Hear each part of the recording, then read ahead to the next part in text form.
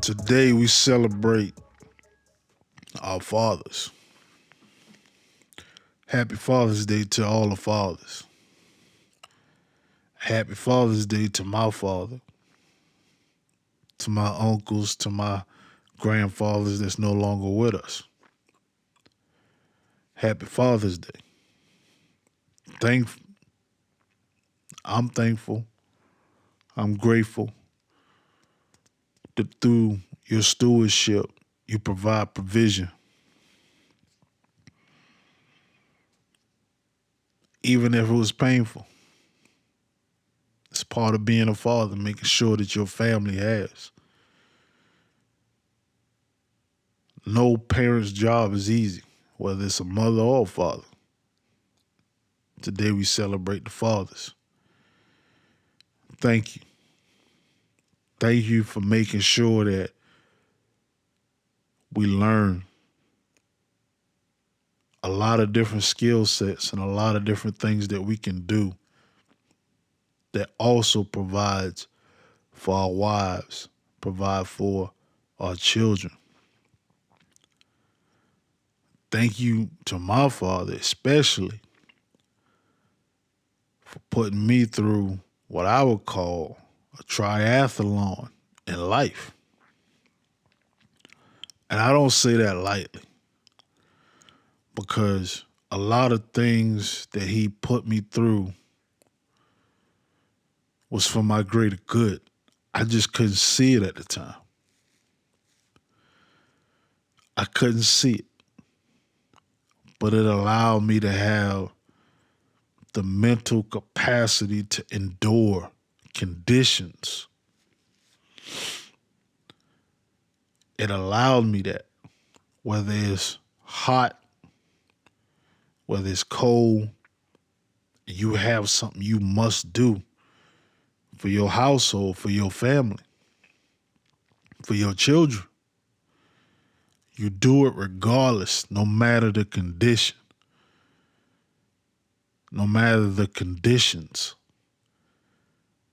That was a powerful thing.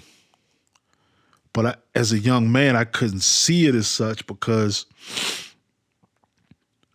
I thought it was punishment. If I'm being completely honest, I thought it was punishment.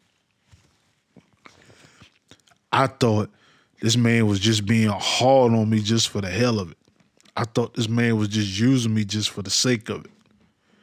Not realizing he was setting me up and conditioning me to be able to withstand things, withstand circumstances, situations. But him not saying this is what's happening, it allowed a lot of resentment to grow. To a degree, it allowed some hatred to grow. I'm just being completely honest. But as I look at it now, he always used to say hindsight is always 20/20. What I'm seeing now, where I'm at in life, what impact he had,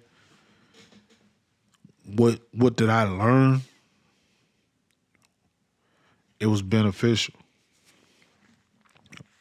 It was very beneficial.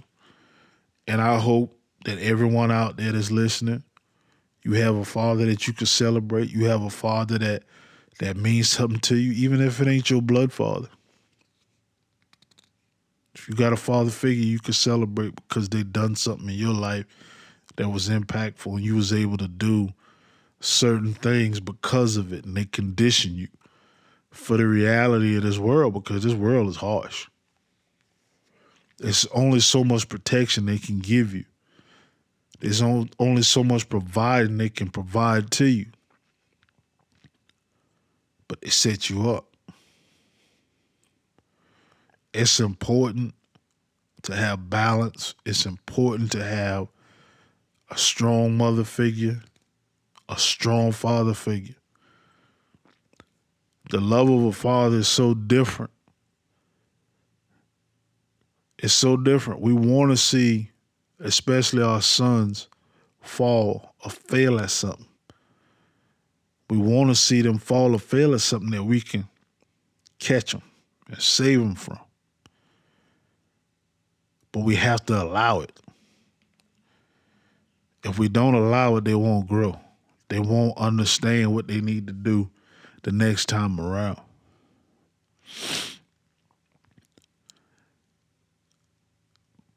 Man, just think about that. Like, even as a youth in my high school years, I would get mouthy with my mom. I wouldn't try my daddy the same way. It's balanced there. Even in the moments where I would try him, he would have that look on his face and he would just say, okay, okay. And for those listening, because I'm trying to apply the visual aesthetics without this being visual, you hear that, it's, hey, shit, you about to get the business. Keep it up. You barking up the wrong tree. But in that age, your teenage years, you start testing. You get, a little more aggressive. You feeling yourself. You smelling yourself. But your father will bring that balance to it. Because if you're going to try him, you better be ready for everything that come with it. The best thing is the influence that they give you, the direction that they give you, even the people that they take you around. Like, I remember just being with them, and every time we go places, it would always be men of his age, maybe older. And I don't talk, I just listen. And there's so much wisdom and knowledge being spoken on that you reflect on in later years. And then they realize you was listening. Some people don't want to hear it. I mean, in this day and time, most people trapped in their devices. They're distracted by their devices. They don't want to hear what the old man got to say or what the elders of the community, man and woman, have to say about whatever they're talking about. They just don't want to hear it. But there's a lot of information there that's invaluable. You might not use it today, but 10 years from now, it'd be very beneficial. You'd have wished you'd have paid attention. You'd have wished you was early for class. The structure and discipline that my father gave to me, I can only imagine, or I really can't imagine what having that would be like if I didn't have it. How I would have turned out if I didn't have it. Because I could have been a whole lot worse. But that wasn't a choice for me. That wasn't a choice for me. From the many lessons learned just in childhood, young adult, teenage years, I learned a lot of things that I thought was pointless at that time. But I look up now as a married man, married 12, 13 years now, with 2 kids, a home, responsibility. I see the value in all of them lessons, because if I got to fix something in my house, more than likely it's something I can fix just from my childhood experiences, dealing with it with my father. If it's something mechanically wrong with a vehicle, more than likely it's something I can fix, because I grew up in an era where you didn't really call people to fix things unless it was like really specific and it was like a specialized thing. For the most part, you fixed it yourself. It wasn't leaning on the next person because you got the money to pay them. It was, nah, you got to do the work. You got to learn how to do this. Those lessons are invaluable. How big or small, how simple or complex they may be, they're invaluable. You got to realize the importance and the significance of the fathers. That balance that they bring in the house. Tremendous balance. I'm thankful, I'm grateful for all of them life lessons, everything that I learned, all of the different skill sets on things that I learned to do, or even the people I was exposed to. Because just even being exposed to different people get your mind on wandering and racing, and you get inspired by someone your father's a friend with, someone your father is an associate with. You get inspired. And the only thing your parents want for you is to be a better version of them for yourself, for your family, and to do more for you, or do more for you, do more for yourself than they were able to accomplish in their era. That's important. When I think back to all of the different life lessons and things that I learned, like I said earlier, there was a time that there was some resentment there was some hatred there, but I tell you what, when things got really serious, I ain't had to count him out. He was showing up. I remember one time I got in a bad accident, and the truck I was driving was the truck took a major hit, but physically I was fine. And I remember calling my mom saying, look, I've been in an accident. And I remember calling my mom saying, hey, I've been in an accident, but I'm okay. I said the truck is pretty bruised up, but we'll see what the insurance says. Wasn't my fault. The accident wasn't my fault. And the insurance adjuster came and looked at the truck, got me a rental. I went to the urgent care facility, just got checked out. Nothing was wrong with me. I wasn't in no pain, didn't have any bruises or anything. My wife, we wasn't even married at the time. I was, going to see her because we lived in two different cities at the time. And she came and picked me up, took me to the urgent care, took me to the tow yard where they took my truck so I can get some of my things out that I wasn't going to leave in the truck because I didn't know how long this process was going to be. Now, it ended up being like 3-4 months before I actually got that truck back for all of the work they had to do to it. But long story short, I called my mom first, then I called my dad, and I told them both the same thing. Been in an accident, truck's hurt, I'm fine. I'm going to go get checked out, but I'm fine, then I'm go get a rental. And my cousin calls me probably maybe an hour after this. And he said, hey, man, what's going on? I said, ain't much. What's up? What you got? He said, something going on. Your daddy came through here driving like a bat out of hell. Pulled up, never shut his truck off, left like a bat out of hell. I said, damn.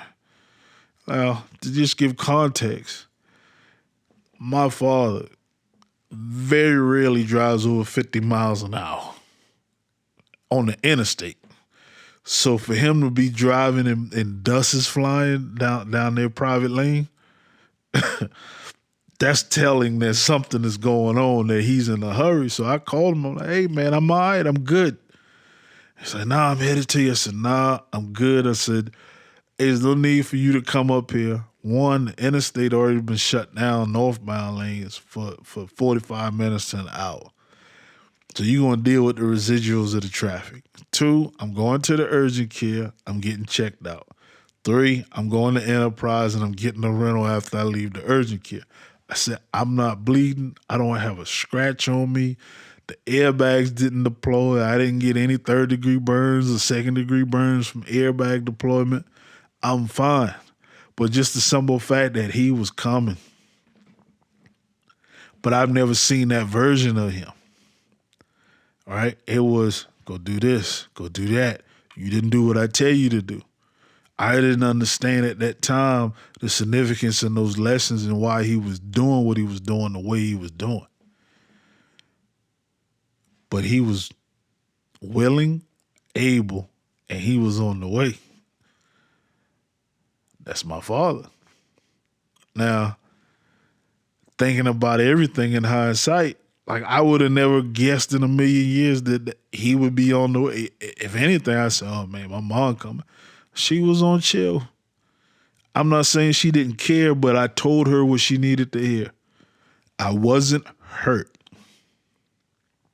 I wasn't bruised. I wasn't in pain. I'm going to get checked out. When I leave there, I'm going to get a rental. That was that. Now, yeah, it was 3-4 months before I got that truck back from the shop, but it is what it is. But he was coming. He was coming. That's the love of a father. They're hard on you, and I ain't saying just they, we, because I'm a father as well. I'm hard on my boys. For lessons that I'm giving them right now, they do not understand. They won't comprehend. But I pray when they look up one day, if it be 10, 15, 20 years from now, they understand why. My oldest son, I get on him a lot about time management. Respecting time, whether it be yours or someone else. Because that's the one thing we cannot get back. Once it's gone, it's gone. This day and time right now is at the recording of this episode is April 19th, 2026. It is 12:55 p.m. I will never see this time again. It will pass. And for the things that we could do to set up ourselves, it'll be beneficial if we are able to push these lessons on our sons and be stern with them. Because you got to have a respect for time, because you don't realize how valuable it is until you're almost out. You don't realize how valuable it is until you start working a job. And the job says, hey, I want you there at 7 o'clock, 8 o'clock in the morning. But you walking in at 7 or 8 o'clock or 7:05, 8:05. Like, hey, this ain't working. On time is late, early is on time. Those are the life lessons that I got from my father. So when I got to be to work at 5:30, I'm normally there about 5 o'clock unless I run into traffic. If I got to be a certain place at a certain time, I'm normally there 30 minutes before I need to be there. I can get there, get comfortable, get settled. I ain't rushing. That just ain't my MO. And I'm still like that to this day. I can't stand to be late nowhere. If I'm supposed to be someplace at a certain time, I want to be there before my time. I want to get there early, settled, and comfortable. I don't want to be the person you see that's late, racing across the parking lot to get to an event or get to a place they're supposed to be, and they're already late. I don't want to be on the highway rushing because I'm already behind time to get someplace. That's when most things happen. But if you set yourself up to where that's not a worry and that's not something you're doing, you don't got to think about it. That's what the Father gives you. Mothers give you that too, but fathers give you that as well. So today, we celebrate the fathers, all the fathers.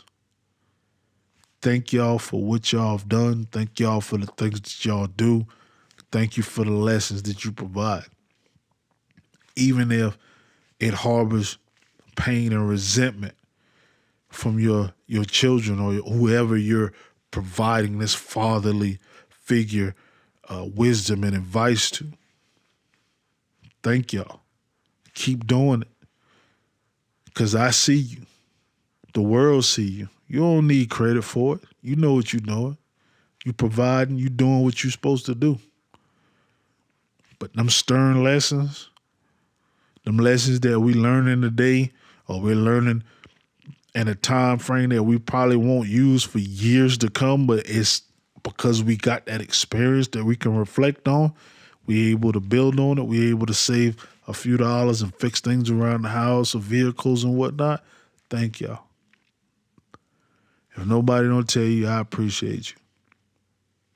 Happy Father's Day.